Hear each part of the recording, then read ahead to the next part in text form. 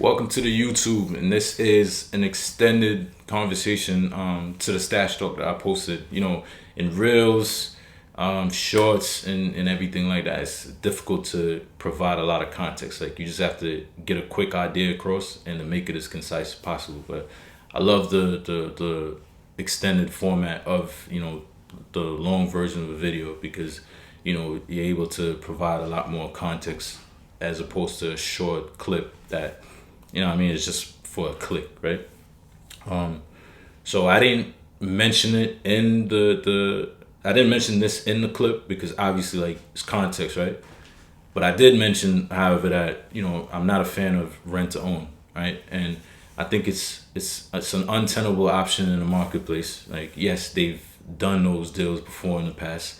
It happens in the marketplace to this day, but it's not as frequent. Because if you're a seller and you got to sell a property for whatever reason, whether you have to or you need to or you don't need to at all, regardless of what your situation is as a seller, you need to get rid of this property or you want to get rid of this property, right? So you're just going to sell it to whoever the most viable buyer is. You're not going to, you won't wait around for somebody to boost their income or boost their credit for whatever it is. You're going to sell right now because you need money or you want money right now, right? So it's a waste of time for buyers and sellers today.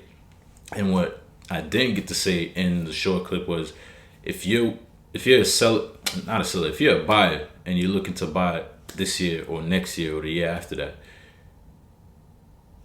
if you're looking to buy, your income and your credit is in good standing, your debt as well, I would assume, right? So you qualify for X amount of dollars, let's call it 500,000, but you come across a property that you really like, but you only qualify for 500 grand, and this particular property is 550 grand, right? It's 550, right? The most viable option for you as a buyer in that situation is to do what's called a seller take back mortgage, or more professionally known, the professional name for it is, or the industry term for it is, vendor take back mortgage.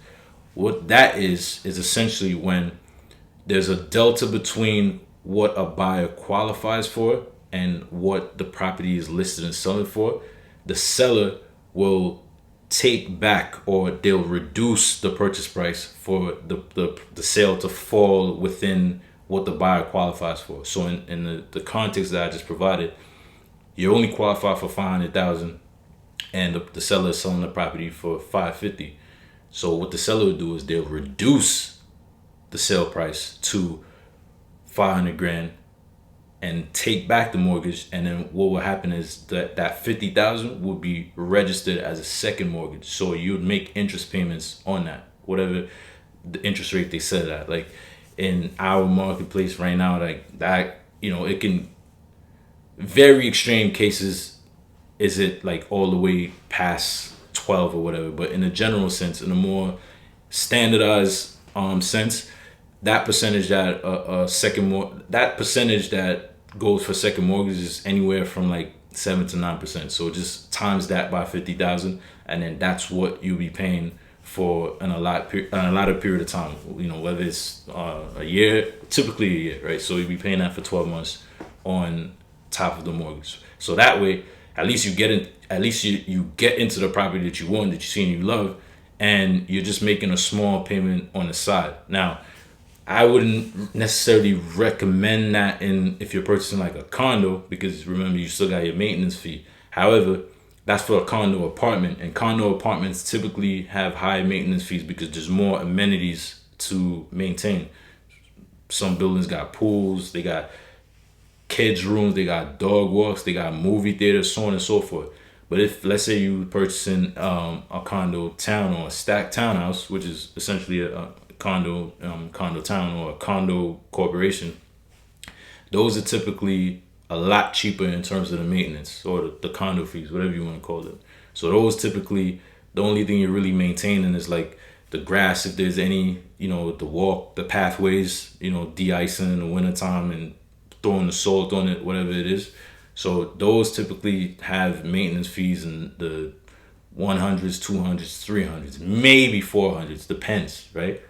But, in apartments, like condo towers, like, that could be, 400, 500, all the way up to 1,000. It all depends on what's in the building, the age of the building. So there's a myriad of factors that would affect the cost of your maintenance in terms of that, right? So I say all that to say that, you would have to watch it and figure out, like, if the rate of what the seller would charge you for that second mortgage, if you be able to sustain the payments of that on top of your condo fees, on top of your mortgage. Now, if you're just buying a freehold property, like just a house, a townhouse, or a semi or whatever, then yeah, by any means, just do it. It all depends on how badly you want to do the deal. But the seller take back makes more sense as opposed to the rent to own, because in the rent to own, what people don't realize, and I spoke about it briefly, in the rent to own, you still got to qualify for the mortgage. So it's not just you renting the property from the seller and then you just live there for however long and you just pay rent, and then one day they walk upon you like, hey, you finally own the place, now you paid it off. It's not how it works.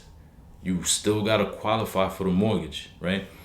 You're paying rent, and on top of your rent, you're paying your option fee, right? The option fee is a portion of the purchase price, which is effectively a portion of the down payment, or the down payment in and of itself, right?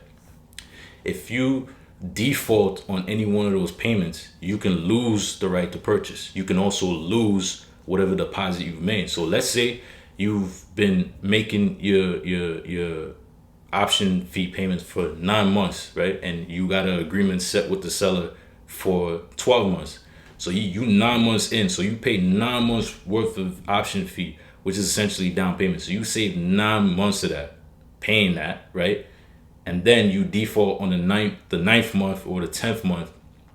And then the seller decides, well, and it's perfectly legal. It's not illegal, because that's the way the rent to own contract is set up, right? Like, it's essentially the seller doing you a favor.